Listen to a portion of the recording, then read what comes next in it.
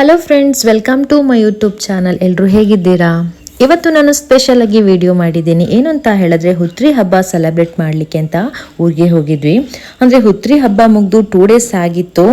ಹಬ್ಬದ ಸ್ಪೆಷಲ್ ಅಂತ ಏನಾದರೂ ಇರುತ್ತಲ್ವಾ, ಅದೇನು ಅಂತ ಹೇಳ್ತೀನಿ. ಹೇಳೋದಕ್ಕಿಂತ ಮುಂಚೆ ಯಾರೆಲ್ಲ ನನ್ನ ಚಾನಲ್ಗೆ ಸಬ್ಸ್ಕ್ರೈಬ್ ಆಗಿಲ್ಲ, ಪ್ಲೀಸ್ ಸಬ್ಸ್ಕ್ರೈಬ್ ಆಗಿ, ಹಾಗೆ ಲೈಕ್ ಕೊಡೋದನ್ನು ಮರಿಬೇಡಿ. ನಾವು ಅರ್ಲಿ ಮಾರ್ನಿಂಗ್ ಮೈಸೂರಿಂದ ಮಡಿಕೇರಿಗೆ ಹೊರಟಿದ್ವಿ. ಹಾಗೆಯೇ ತುಂಬಾ ಚಳಿ ಕೂಡ ಇತ್ತು. ಮೈಸೂರಿಂದ ಮಡಿಕೇರಿಗೆ ಹೋಗೋ ದಾರಿ ಮಧ್ಯೆಯಲ್ಲಿ ಕೃಷ್ಣ ಕೆಫೆ ಸಿಕ್ತು. ಕೃಷ್ಣ ಕೆಫೆಲಿ ಇಡ್ಲಿ ವಡೆ ತಿನ್ಕೊಂಡು ಬಂದ್ವಿ. ಟೇಸ್ಟ್ ಏನೋ ಮಾಮೂಲಿನ ಹಾಗೆ ಇತ್ತು.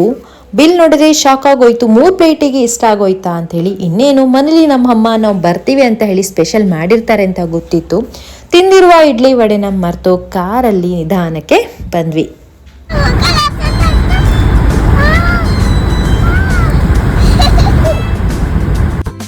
ಇನ್ನೊಂದು ವಿಷಯ ಏನು ಅಂತ ಹೇಳಿದ್ರೆ, ಯಾರು ಕೂಡ ನಂಬಲ್ಲ, ನಮ್ಮ ಮನೇಲಿ ಲಿಚ್ಚಿ ಹಣ್ಣು ಬಿಟ್ಟಿರೋದು ವಿಶೇಷ ಅಂತ ಹೇಳ್ಬೋದು. ಸುಮಾರು 5-6 ವರ್ಷ ಆಯಿತು ಈ ಲಿಚ್ಚಿ ಹಣ್ಣು ಮರಕ್ಕೆ. ನರ್ಸರಿಯಿಂದ ಗಿಡ ತಂದು ನೆಟ್ಟು ಈ ವರ್ಷ ಮೊದಲ ಬಾರಿ ಫಸಲು ಬಿಟ್ಟಿರೋದು. ತುಂಬಾ ಖುಷಿ ಆಯಿತು. ಲಿಚ್ಚಿ ಹಣ್ಣನ್ನು ನಾವು ರೋಡ್ ಸೈಡಲ್ಲಿ ಕೆಜಿಗೆ 600-800 ಅಂತ ಹೇಳ್ಕೊಂಡು ಮಾರ್ತಾ ಇರೋದಷ್ಟೇ ನೋಡ್ತಿದ್ವಿ. ಆದರೆ ಇದರ ಟೇಸ್ಟ್ ಏನೂ ಮಾಡಿರಲಿಲ್ಲ, ಬಿಕಾಸ್ ಈ ಹಣ್ಣಿನ ಬೆಲೆ ಆಗಿತ್ತು, ಅದಕ್ಕಾಗಿ. ಆದರೆ ನಮ್ಮ ಮನೇಲಿ ಈ ಬೆಲೆ ಬಾಳುವ ಹಣ್ಣು ಆಗಿದೆ ಅಂದರೆ ತುಂಬಾ ಹೆಮ್ಮೆ ಅಂತ ಹೇಳ್ಬೋದು.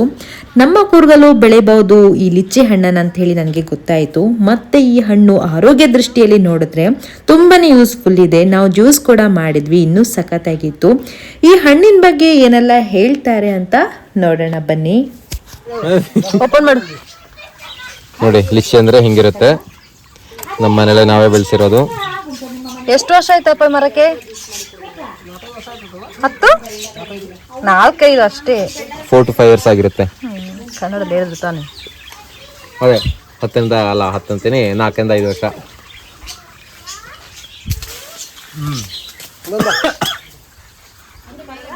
ಕಡಿ ಒಳ್ಳೆ ಎನರ್ಜಿ, ವಾವ್, ಆರೋಗ್ಯಕ್ಕೆ ಒಳ್ಳೇದು. ಎಷ್ಟು ರೇಟ್ ಹೇಳಿ?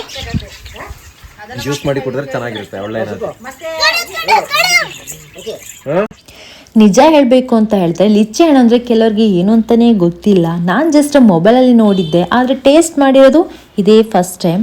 ನಾನು ಸ್ವಲ್ಪ ಲೇಟಾಗಿ ಮನೆಗೆ ಹೋಗಿದ್ದಕ್ಕೆ ಇಷ್ಟಾದರೂ ಸಿಕ್ತು. ಇಲ್ಲ ಅಂತ ಹೇಳಿದ್ರೆ ಅಕ್ಕಪಕ್ಕದ ಮನೆಯವ್ರು ಬಿಡ್ತಾರಾ, ಸ್ವಲ್ಪ ಸ್ವಲ್ಪ ಅಂತ ಹೇಳಿ ಅರ್ಧ ಮರನೇ ಖಾಲಿ ಮಾಡಿದ್ದಾರೆ. ಬನ್ನಿ, ಲಿಚ್ಚಿ ಹಣ್ಣಿನ ಬಗ್ಗೆ ಕೆಲವೊಂದು ಬೆನಿಫಿಟ್ಸನ್ನು ಹೇಳ್ತಾರೆ ನಮ್ಮ ತಮ್ಮ. ಅದೇನು ಅಂತ ಕೇಳ್ಕೊಬರೋಣ.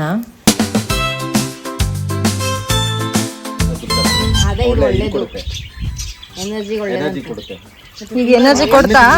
ಜ್ಯೂಸ್ ಕುಡಿದು ಇವಾಗ ತಿಂದು ಎನರ್ಜಿ ಕೊಡ್ತಾ? ನ್ಯಾಚುರಲ್ ಆಗಿರುತ್ತೆ, ಇನ್ನೂ ಚೆನ್ನಾಗಿರುತ್ತೆ ನಾ ಜ್ಯೂಸ್ ಎಷ್ಟೋ ಸುಸ್ತಾದ ಜ್ಯೂಸ್ ಕುಡಿತೀನಿ, ಒಳ್ಳೆ ಚೆನ್ನಾಗಿರುತ್ತೆ. ಇಲ್ಲಿ ಬಂದು ಎಕ್ಸ್ಪ್ಲೈನ್ ಮಾಡು. ಸ್ಕಿನ್ನಿಗೆಲ್ಲ ಒಳ್ಳೇದಂತೆ ಇದು. ಬಟ್ ಒಳ್ಳೇದು ಹಾಳೇನಿದೆ. ಅದು ರೇಟ್ ಹೆವಿ ಇರುತ್ತೆ, ಅದೇ ಹೇಳಿದಲ್ಲ. ಹೇಗಿದೆ ವಣಿಕಾ?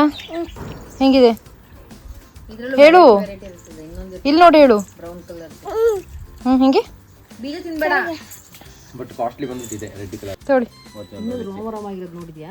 ಗೊತ್ತಾಯ್ತು, ಬಟ್ ಇದು ರಿಯಲ್ ಬಂದ್ಬಿಟ್ಟು ಲಿಚ್ಚಿ ಇದೆ, ರೆಡ್ ಕಲರೇ ಬರೋದು. ಕೊಡು, ಬೀಜ ತೆಕ್ಕೊಡ್ತೀನಿ ಕೊಡು. ಸಾಕು. ಲಿಚ್ಚಿ ಹಣ್ಣಿನ ಮರ ನೋಡಿದ್ರಲ್ಲ, ಅದೇ ಲಿಚ್ಚಿ ಹಣ್ಣಿನ ಮರ. ತುಂಬ ಚಿಕ್ಕದಾಗಿದೆ, ಹತ್ತಲಿಕ್ಕೆ ಕೂಡ ತುಂಬಾ ಈಸಿ. ಒಟ್ಟಿನಲ್ಲಿ ಲಿಚ್ಚಿ ಹಣ್ಣಿನ ಮರದಲ್ಲಿ ಲಿಚ್ಚಿ ಹಣ್ಣು ಖಾಲಿನೇ ಆಗೋಯ್ತು. ಇನ್ನು ನೆಕ್ಸ್ಟ್ ಇಯರ್ಗೆ ವೆಯ್ಟ್ ಮಾಡಬೇಕು ಅಷ್ಟೇ. ನಮ್ಮಪ್ಪ ಮರದಲ್ಲಿರೋ ಹಣ್ಣನ್ನೆಲ್ಲ ಕೊಯ್ದು ಕೊಟ್ಟರು, ತುಂಬಾ ಖುಷಿ ಆಯಿತು. ನೆಕ್ಸ್ಟ್ ನಮ್ಮಪ್ಪ ಲಿಚ್ಚಿ ಹಣ್ಣಿನ ಬಗ್ಗೆ ಎಕ್ಸ್ಪ್ಲೇನ್ ಮಾಡ್ತಾರೆ. ನೋಡೋಣ ಏನು ಹೇಳ್ತಾರೆ, ಎಷ್ಟೆಲ್ಲ ಗೊತ್ತಿದೆ ಅಂತ ಹೇಳ್ಬಿಟ್ಟು. ಬನ್ನಿ.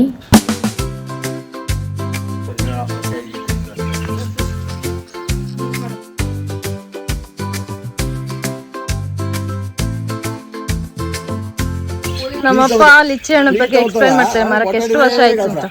ಹಾ ಹೇಳಿ ಹೇಳಿ.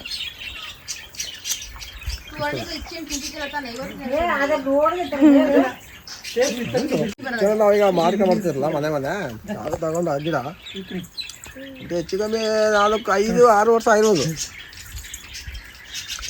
ಅದು ಈ ವರ್ಷ ಫಸ್ಟ್ ಫಸಲು. ಗೌಜು ನನಗೆ ಇದ್ರ ಬಗ್ಗೆ ಗೊತ್ತಿದ್ದಿಲ್ಲ. ಅಂದರೆ ಲಾಸ್ಟಿಗೆ ಹೂ ಬಂತು, ಅಲ್ಲಿ ಮಗ್ಗು ಬಂತು, ಹೂ ಆಯಿತು. ಆಮೇಲೆ ಸಖತ್ತು ಜೇನೋಣ ಬೀಳ್ತಿತ್ತು. ಇದ್ರ ಬಗ್ಗೆ ಗೊತ್ತಿತ್ತಿಲ್ಲ. ಹಂಗೆ ಕಾಯಾಗಿ ಹಣ್ಣು ಆಯಿತು. ಈಗ ನೋಡಿದ್ರೆ ಹೇಳ್ತಾ ಇದಾರಲ್ಲ. ಎಷ್ಟು ತುಂಬಾ ಮರಕ್ಕೆ ಚೆನ್ನಾಗಿದೆ. ಆರೋಗ್ಯಕ್ಕೆ ಒಳ್ಳೇದಂತೆ, ನಮಗೆ ಗೊತ್ತಿಲ್ಲ ಅಂತ ಒಳ್ಳೇದಂತ ಹೇಳ್ತಾರೆ. ಎಲ್ಲ ಒಳ್ಳೇದು ಹೇಳಿ. ಆಮೇಲೆ ಲಿಚ್ಚಿ ಹಣ್ಣಿನ ಉಪಯೋಗ ನಮ್ಮ ಅಮ್ಮ ಹೇಳ್ತಾರೆ.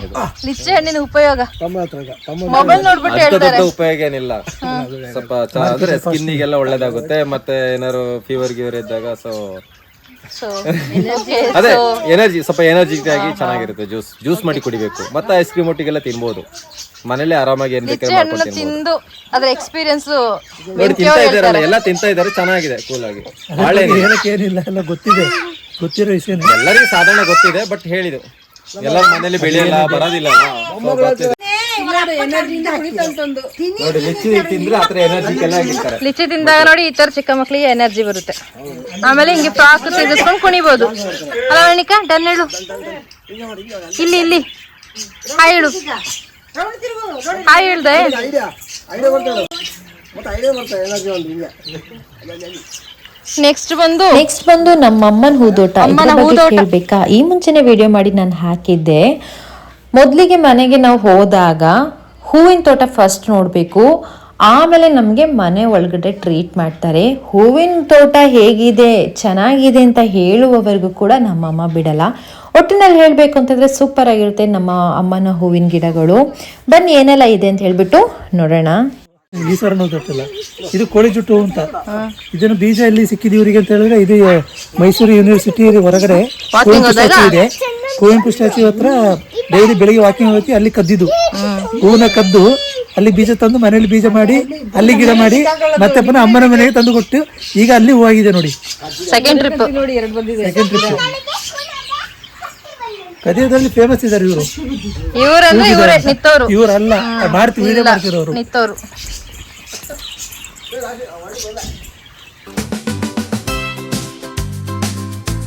ಮರಿದ ಮೇಲೆಂದು ಹೆಂಗತ್ತದ ಇದೆಲ್ಲ.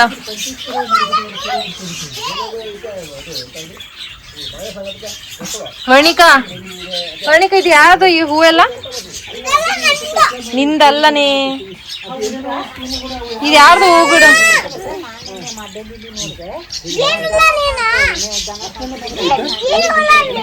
ಜೇನುಹುಳ ನೀನು ಎಲ್ಲಿ ಹೋಯ್ತಿದ್ದಾಳೆ ವರ್ಣಿಕಾ? ಈ ಹೂವಿನ ಗಿಡ ಎಲ್ಲ ಯಾರದು? ನಿಂದೆ ಹೆಂಗೆ ಆಯ್ತು?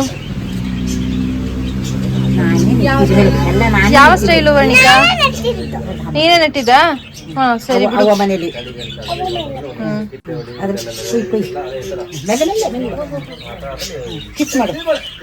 ಸಾಕು.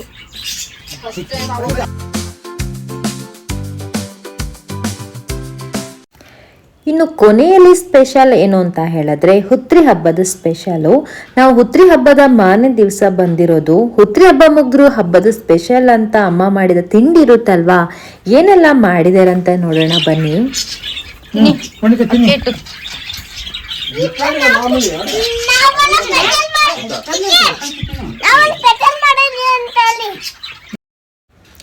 ಇದು ಅಡಿಕೆ ಹಿಟ್ಟು, ಆಮೇಲೆ ತಂಬಿಟ್ಟು. ಇದೆರಡು ನಮ್ಮ ಕೊಡಗಿನ ಹುತ್ತರಿ ಹಬ್ಬದ ಸ್ಪೆಷಲ್ ತಿಂಡಿ.